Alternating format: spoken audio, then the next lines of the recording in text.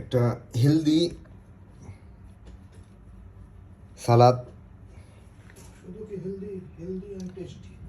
And tasty সালাদ। এর ভেতরে আছে হচ্ছে গাজর, টমেটো, আপেল, শসা, ক্যাপসিকাম এবং আরও এটাকে স্পাই এবং করার জন্য খেজুর, চীনাবাদাম, সানফ্লাওয়ার সিডস, মিষ্টি কুমড়ার সিডস এবং অ্যান্ড লাস্ট ওয়ান দ্য কিসমিস। অ্যান্ড